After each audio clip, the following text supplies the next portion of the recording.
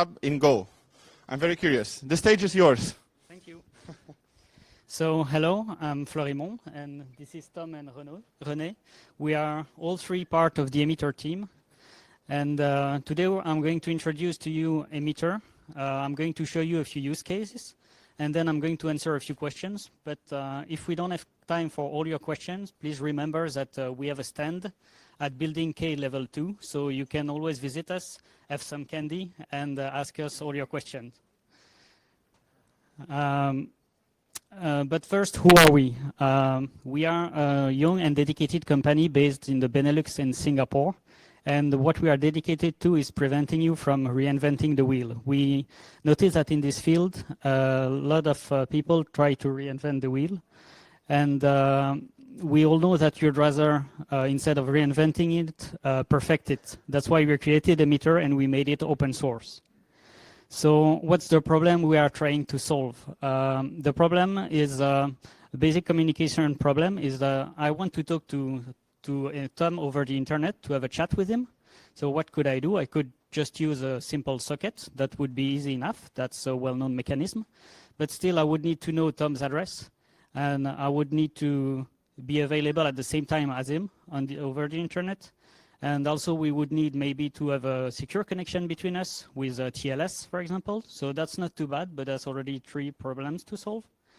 And but more problems arise if more people want to join the conversation. If it's a group conversation with a third, a fourth, or a 5th person, now everybody in the group has to know the address of everybody else in the group. And everybody in the group has to remember to forward messages to everybody else in the group. And then what happens if we want some kind of authentication because we don't want anybody that has the address of someone in the group to be able to join the conversation. So that's why usually a common solution is to introduce some space decoupling by using a publish-subscribe system. In a publish-subscribe system, clients don't send messages to each other directly anymore. They send messages to a central server called a broker. And in this system, clients don't need to be aware of each other anymore. They communicate through channels, which is it's a virtual path to a resource. It looks like this. It's like a /hello /world /something. And the broker takes care of authenticating people, of forwarding messages to everybody, and maybe of storing messages to deliver them later, and things like that. So it's a nicer solution, but it's still not perfect, because what happens if you have a very successful application with millions of messages exchanged every second? Then maybe one server is not enough anymore. You need a cluster of brokers to work together to deliver all those messages. So you need, as soon as you have several servers, you need to have some message routing to be sure that messages arrive at destination. You maybe don't want to have an interruption of service just because one server breaks down, or even multiple server breaks down. You need to be able to scale efficiently, to scale up and scale down, to not waste resources when you don't need that many servers anymore. So that's a lot of things to think about, and that can become very complex very fast. So wouldn't it be nice if there was an off-the-shelf solution to all those problems? Well, that's why we created Emitter. It's a publish-subscribe platform written in Go, and it uses the MQTT protocol. As I said, it's scalable. It's built to scale horizontally. It's designed to handle high throughput. It's secure. It uses TLS encryption and expirable channel keys and permission attached. Persistence, we currently provide 2 mechanisms for persistence. One is an in-RAM store. So as the name suggests, it's stored messages in RAM, which means it's very fast, but messages are lost if the server breaks down. The other mechanism is SSD optimized store that uses Badger. It's lightweight because it uses the MQTT protocol. So it was designed with IoT in mind. And the API is very easy to use. I'm going to show you the API just after showing you a few use cases. The first use case that we could think about is a real-time chat. So that's basically what we discussed so far. There is not much to say about it. That's a chat. You can imagine that you have a sub-channel per rooms, and people subscribe and publish to rooms. That's, by the way, a sample that we have on our website, so you can try it on our website and maybe use it on your own website. Another use case is smart cities. We had that guy in Turkey that explained to us that in big Turkish cities, garbage trucks don't go directly to the landfill. They go to intermediary bins to empty their load. And so they have to monitor, of course, the filling rate of each bin, so they optimize the route of the garbage trucks, because they don't want, of course, a garbage truck to empty their load in a bin that is already full. So you could imagine there is a sensor in each bin, and there is a dashboard that subscribes to all the bins with a filling rate slash this is a wildcard. That means that it subscribes to every sub-channel. Another use case is OT monitoring. So we had that guy that had crematorium. So a crematorium has various pieces of machinery, and each machinery had various sensors. For example, there is a silo that has a temperature sensor, and there is also a chamber that has a temperature sensor. So the silo would publish to /silo/temperature, and the chamber would publish to /chamber/temperature. And this guy wrote a dashboard in Python, because we have a Python SDK that has, for example, one gauge that subscribes to plus temperature. Plus is another wildcard that we use. That means it replaces one level, basically. So it means any level /temperature. So it subscribes to all temperature sensors. Another use case is online games. This is a demo I wrote to demonstrate that Emitter has very low latency. It's Bomberman. I guess we all played that game. Here I'm playing with that with my brother over the internet, and as you can see, there is it's very fluid. And I'm using almost no pass prediction. So it's really the real-time messages that are sent very fast. Here I made it so there is one sub-channel per game ID and one sub-channel per game ID per player. And each player published to its own channel.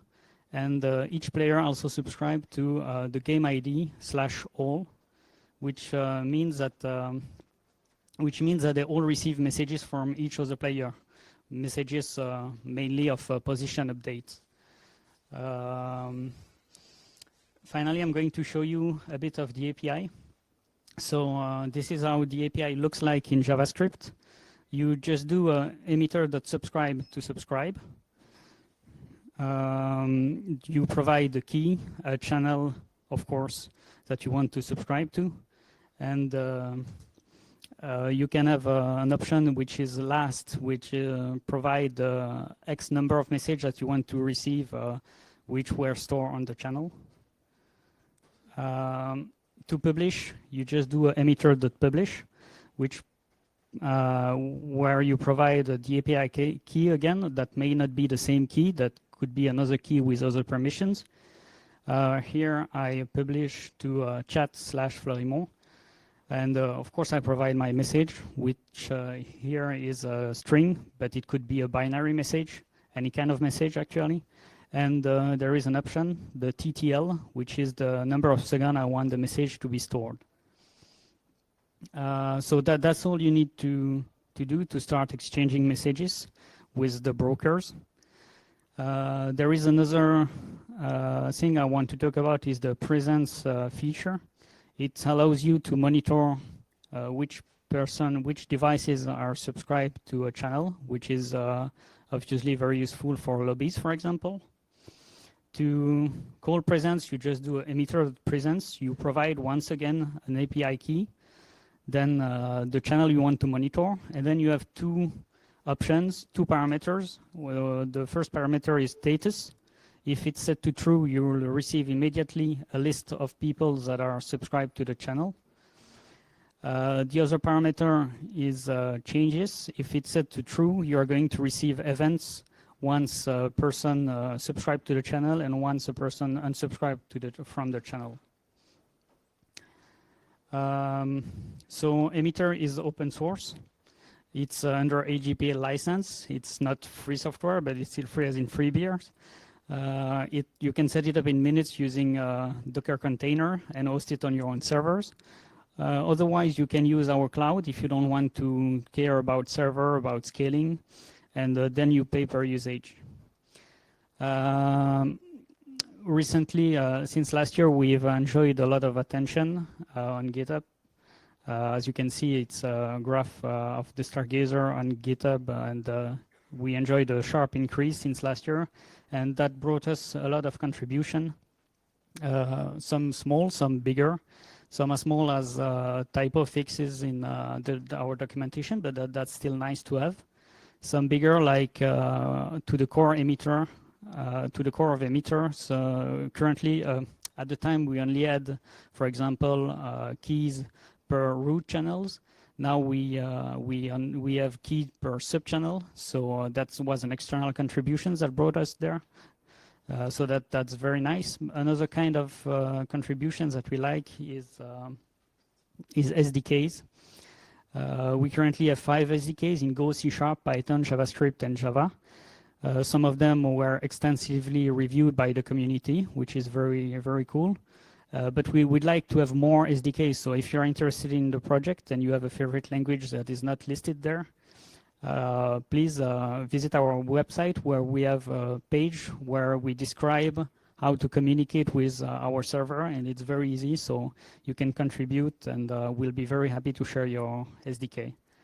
Now, I don't know if we have time for questions, but please remember that we have the stand at level 2 of the building K. So. Thank you very much. We have, yes, first an applause, of course. We have time for one burning question, if someone has. Otherwise, you can visit them at the stand. Anyone who really desires to ask something? No? Okay, thank you very much. And can we ask the next speaker to come to the front, please? Also, another request, as you see, a lot of people entered the room by now. Try to compress yourself as much as possible. Sit next to people that you don't know. It's good to meet them during this event. And make sure that everyone can have a seat. I have a little present for you guys as well. Wait. Oh.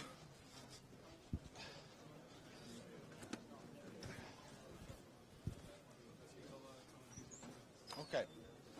So you are the next. Do you want to use your own computer or do you want to use yours? I want to see that. Do you need specific tools or software to be on there, or?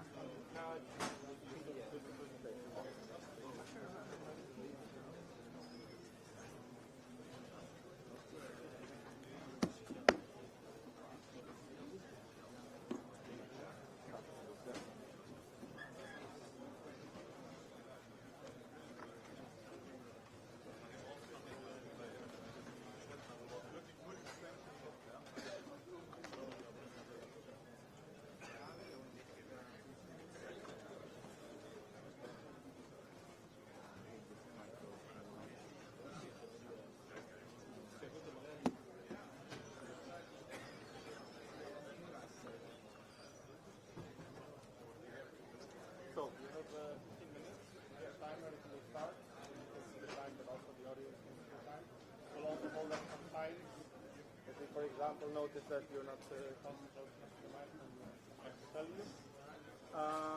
We have 2 microphones. I don't know which one you would prefer to use.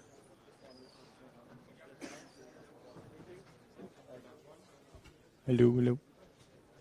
Sit down? Yeah, it's on. I'll use this one. Yeah, sure. I will still need it to introduce you. I will quickly introduce them.